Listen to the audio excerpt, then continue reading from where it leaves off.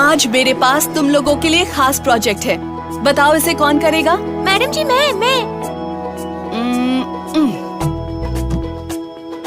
अरे ये क्या? नीमा, लगता है अब तो तुम्ही को इस प्रोजेक्ट की कमान संभालनी पड़ेगी। ठीक है मैडम जी। बड़ी आई मासिक पर प्रोजेक्ट बनाने वाली। अरे नीमा, ये क्या कर रही हो? दीदी मुझे तंग मत करो, स्कूल से मुझे बहुत जरूरी प्रोजेक्ट मिला है सही मासिक इंतजाम पर। अब भी 2 महीने पहले ही तो तुम्हें मासिक शुरू हुए हैं। कुछ पता भी है तुम्हें इसके बारे में? फिर बाद में मेरे पास मत आना पूछने के लिए। अरे नहीं मेरी प्यारी दीदी, तुम तो मेरी लिस्ट में नंबर 1 हो। बताओ ना मुझे मासिक के बारे में। नीमा, मासिक हर लड़की को होता है और ये कुदरत का नियम है। ये इस बात की निशानी है कि तुम्हारे शरीर का सही तरह से विकास हो रहा है। हमारी मैडम ने बताया था, लड़कियों में मासिक की शुरुआत 10 से 13 साल की उम्र के बीच हार्मोन्स के प्रभाव से होती है। हर लड़की को ये अलग अलग समय पर शुरू हो सकता है, क्योंकि सबके शरीर की संरचना और हार्मोन्स का स्तर अलग अलग होता है। मासिक चक्र के अंतर्गत हर माह एक अंडाणु ओवरी से निकलकर फलोपियन ट्यूब में आता है और साथ ही गर्भाशय में एक पोषण परत विकसित होती रहती है। यदि ये अंडाणु शुक्राणु से मिलकर फर्टिलाइज या निषेचित नहीं होता तो पोषण परत की कोई जरूरत नहीं रह जाती और ये झड़कर योनि के रास्ते निकल जाती है, जिसे मासिक स्त्राव कहते हैं। किसी लड़की को ये 3 तो किसी को 7 दिन तक भी हो सकता है। ऐसा इसलिए होता है क्योंकि सबके शरीर की संरचना अलग होती है। साथ ही मासिक की शुरुआत के साथ शरीर में कुछ बदलाव भी आते हैं, जैसे छाती का विकास, शरीर में उभार, अपनी सुंदरता को लेके सजग होना इत्यादि। नीमा, ये लो। अरे वाह दीदी, इन किताबों से काफी मदद मिलेगी। मैं इसका चित्र बना लेती हूँ, इससे मुझे दूसरी लड़कियों को समझाना आसान होगा। अरे वाह, मेरी राजकुमारियाँ साथ मिलकर काम कर रही हैं। माँ, नीमा को स्कूल से मासिक पर प्रोजेक्ट बनाने को मिला है। मैं उसी में इसकी मदद कर रही हूँ। जमाना कितना बदल गया है।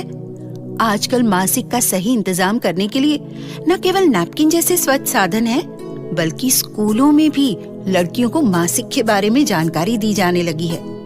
और एक हमारा जमाना था जब मासिक कितनी शर्म और झिझक की बात थी और इंतजाम के नाम पर केवल कपड़ा ही मिलता था। अरे हाँ, तुम्हारी बातों से याद आया, आज शाम 4 बजे आशा दीदी ने तुम दोनों और मुझे एक सभा के लिए बुलाया है। वहाँ शायद नीमा के प्रोजेक्ट के लिए कुछ और भी जानकारी मिल जाएगी।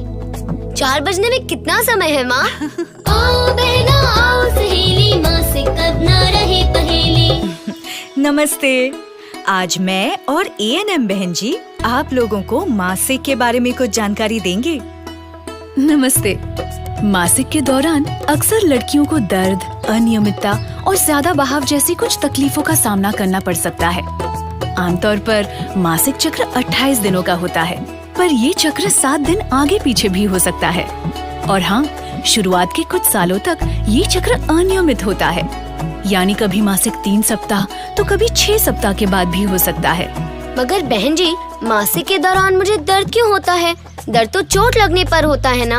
अरे नीमा, तुम ये क्या लिख रही हो बेटा? बहन जी, दरअसल नीमा को स्कूल में मासिक पर एक प्रोजेक्ट बनाने को मिला है। उसी की जानकारी ये अलग अलग जगह से जुटा रही है। ये तो बहुत अच्छी बात है नीमा। इनकी मैडम जी की तो तारीफ होनी चाहिए। इंतजाम के बारे में लड़कियों को इतना जागरूक बना रही हैं। हाँ बहन जी, मुझे भी मैडम जी अक्सर स्कूल में बुलाती रहती हैं, लड़कियों को मासिक के बारे में समझाने के लिए। अरे नीमा का सवाल तो रह ही गया। हाँ तो नीमा, दर्द होना, जी मिचलाना या मरोड़ उठना आम बात है। ये मासिक के हार्मोन्स की वजह से होता है। ऐसा 2-3 दिन तक रह सकता है। ऐसे में गर्म पानी की बोतल को कपड़े में लपेटकर पेट के निचले हिस्से में रखने से आराम मिलता है। हाँ, और कुछ व्यायाम भी हैं राहत के लिए।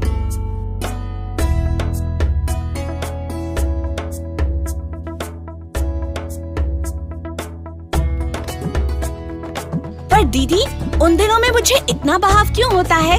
ये भी हार्मोन्स का ही प्रभाव है। हर लड़की के बहाव का स्तर अलग अलग होता है, पर यदि बहुत ज्यादा थकान या चक्कर आए तो तुरंत मुझसे, ANM बहन जी या डॉक्टर से मिलो। और हाँ, तुम्हें आयरन से भरपूर संतुलित भोजन करना चाहिए, जैसे हरी सब्जियाँ, दूध, अंडा आदि। अरे राधा बहन, देखो ना कैसे समय बदल रहा है। हमारे जमाने में तो मेरी माँ ने मासिक की वजह से मेरी पढ़ाई छुड़वा दी थी। हाँ, अरे मासिक में बेटियों को स्कूल जाने से रोकना तो पुरानी बात है। ये तो हमारे शरीर की प्रक्रिया है। इसके चलते जरूरी काम छोड़ने की क्या जरूरत है? वो सब तो पुरानी बातें थी बेटा, जिसके कारण हमने भुगता।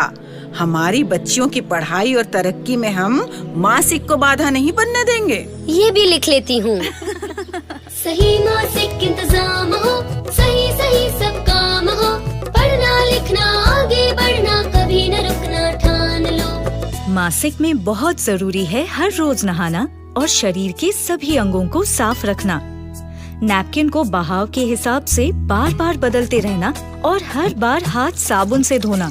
और हाँ, यदि किसी वजह से कपड़ा इस्तेमाल करना पड़े तो साफ कपड़ा ही इस्तेमाल करें और धोकर उसे तेज धूप में ही सुखाएं। गंदा और नमी भरा कपड़ा इस्तेमाल करने पर जलन, सूजन तथा इन्फेक्शन हो सकते हैं, क्योंकि गंदगी और नमी में बैक्टीरिया अधिक पनपते हैं। जो भी लड़की ये 5 मासिक इंतजाम अपना लेती है, वो मासिक में हर काम कर पाती है। देखो बच्चों, इसे इस प्रकार पैंटी में लगाते हैं। ये बहाव को कपड़े के मुकाबले बेहतर सोखता है। ये देखो। देखा, इस प्रकार ये स्वच्छ साधन अपनाने से तुम्हें कभी गीलेपन का सामना नहीं करना पड़ेगा और तुम उन दिनों में हर काम कर पाओगी। दीदी, मैं तो नैपकिन सिर्फ 2 बार बदलती हूँ। क्या ये ठीक है? नैपकिन को जरूरत के हिसाब से ही बदलना होता है। पर इसे धोते कैसे हैं? शांत बच्चों, नैपकिन को धोने सुखाने की कोई जरूरत